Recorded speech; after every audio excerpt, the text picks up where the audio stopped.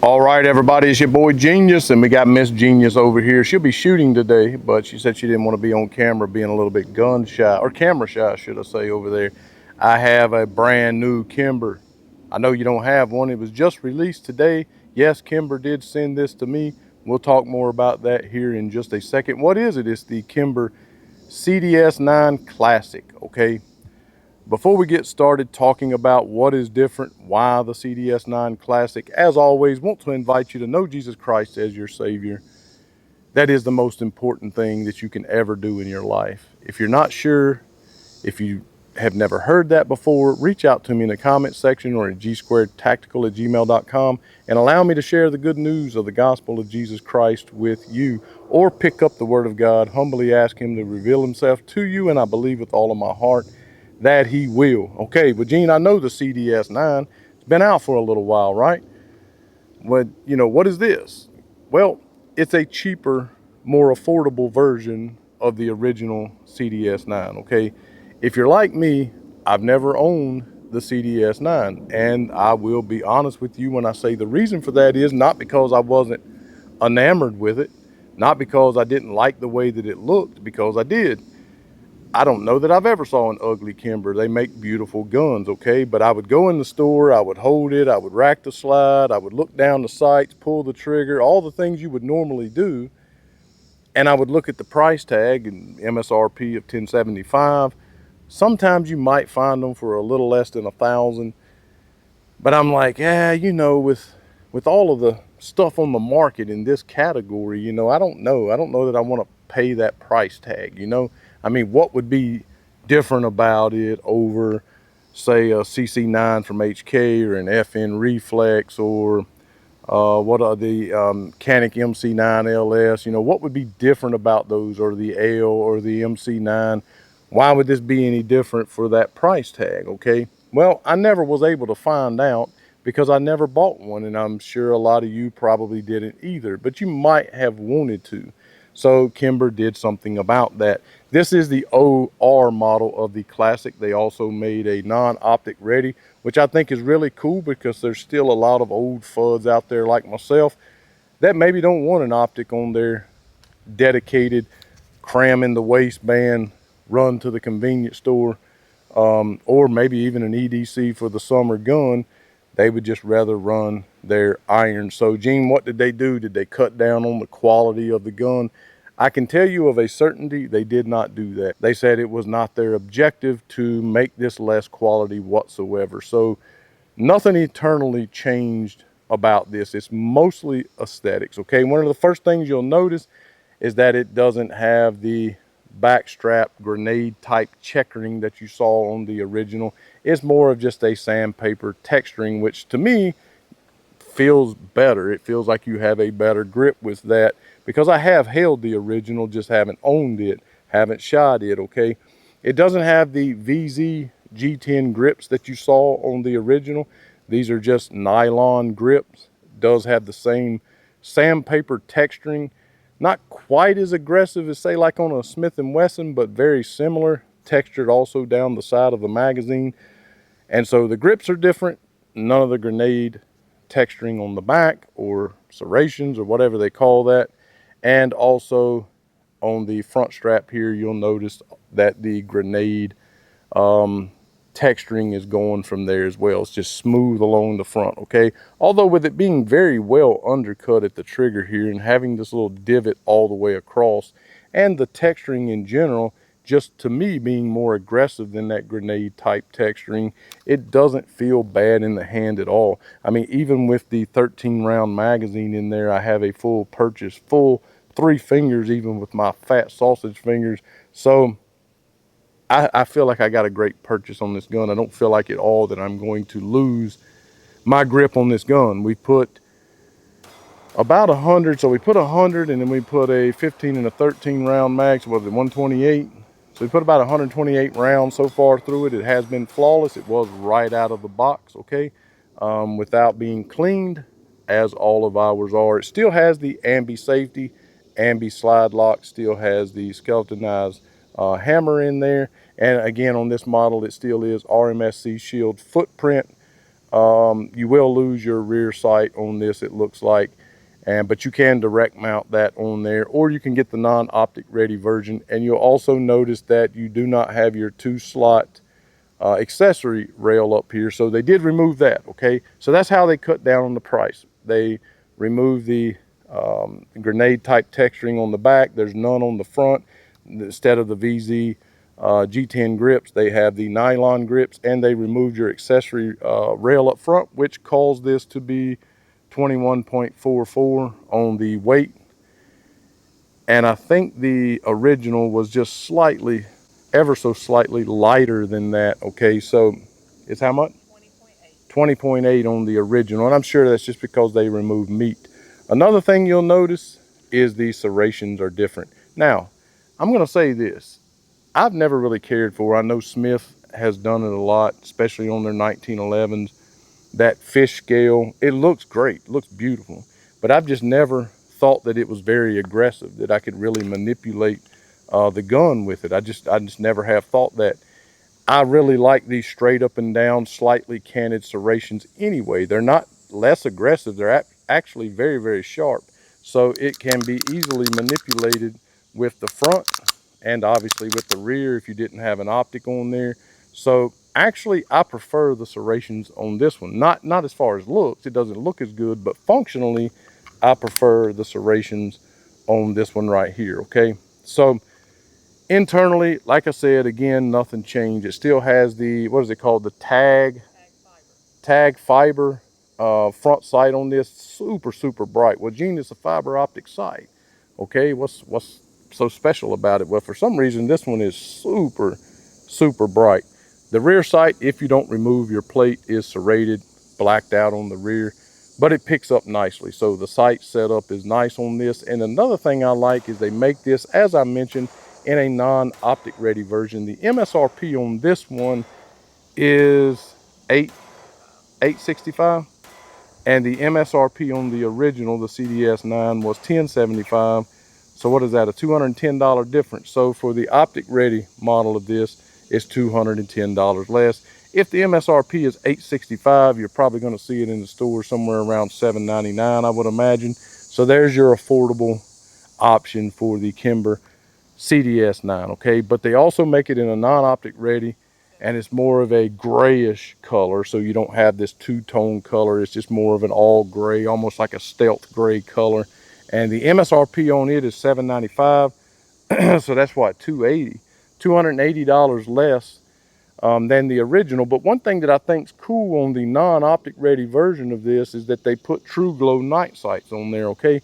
So since you don't have the option for an optic on there to see down your window or out your optic and see your dot or anything, they put you some better sights, more easily can pick up in low light night. I just think that's a cool thing to do. I just think that there's had to have been some thought put into that. Like, okay, well, if we're not going to have a option for a optic on there, we'll give them some night sights. Okay, so what is it? Is it the Kim Pro? No, it's True Glow. I've already said that, idiot. It's what? True Glow Titanium Pro Night Sights. True Glow Titanium Pro night sights. Okay, so a nice set of sights on the non-optic ready version of this, and I put a picture up of the paper so that you can see what it looks like, because of course I don't have it.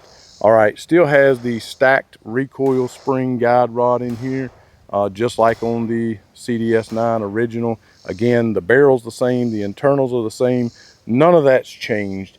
It's basically just aesthetics and losing the accessory rail. All right, so what about the trigger? I typically don't like doing this. I don't like talking about this type of thing because, again, I'm not a trigger snob. And honestly, just like on the Mako R7 Carbon Compact, you heard me say several times that standing in the store and pulling the trigger, you wasn't necessarily, you know, fascinated. You weren't oohed and awed, if you will. But when you got out to the range, you're like, man, that's one of the best triggers I got, you know. And it's weird. It's just the strangest thing ever. So on this one, it is a hammer fired, of course. So you do have a little bit of a take up. Don't do very well with that on camera, but you do have a tiny little bit of take up, actually a very small amount. It does hit a wall right there, and it has a tiny, tiny little bit of a rolling brake. I mean, it seems like it hits a defined wall and breaks right there, but it's ever so slightly does roll. There's no over travel, and the reset is not very short. So it almost comes all the way back out, just like on the Carbon Compact, okay? It's not super audible. It doesn't push back on your finger a great deal, but the Carbon Compact was the same way, but when shooting it, it was still a great trigger. This is a carry gun. This is a deep concealed gun, so you really don't want a super hairpin trigger, number one, and number two, you don't really want something that, you know, resets so short that you unintentionally double tap and hit something you don't want to hit. So I think it's a great carry trigger, just like on the Carbon Compact. But as I begin to shoot this more, I will let you know more about what I think about it. Again, we've put 128 rounds through it so far. I'm going to put this 13 and this 15 round magazine through it right now on camera. I think is there anything I didn't cover? Anything I hadn't said about it? I think I covered everything. I think the most important thing for most people is the OR, and I will put an optic up here, but the OR model is what, $895 or $865? Okay, that's $210 less than the original on the MSRP. So again, you'll probably find it for around $799, and then the non-optic ready is $795. So you have two options if you don't want an optic on your gun, and the second option gets you almost $300 less than the original. So if you've considered it, if you've thought about it, if you've turned your nose up at it because of the price tag, well, here you go. Here's your affordable option of the CDS9, the CDS9 Classic. So I have already shot this a little bit, so I'm not going to sit here and pretend I don't know how it shoots or if it's accurate or not, but we'll talk about that once we take a picture of the target and see. This target over here is about 17 yards, maybe 16 yards away from me because I'm kind of shooting at an angle. So that's a little bit of a distance for a very small gun. This one over here is at about 15 yards, so I'm going to shoot this one first, see how that goes. And maybe I don't embarrass myself with the brand new released gun from Kimber. You're going to shoot it too. You just don't know it yet. It's just going to be overlaid in the video. They probably already saw it.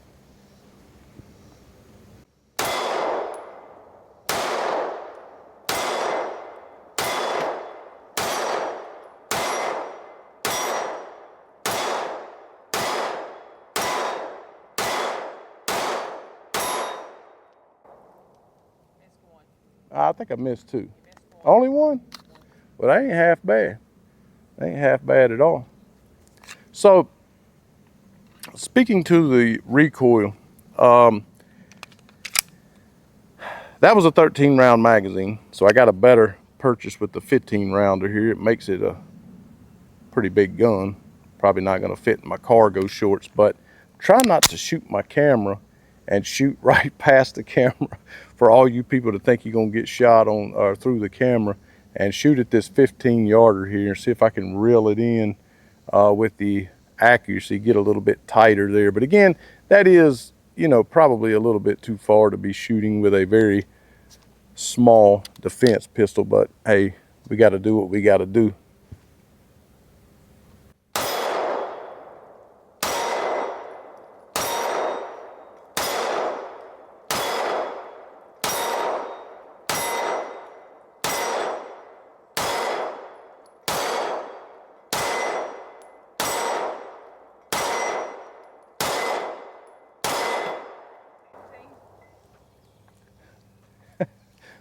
I'm happy with that.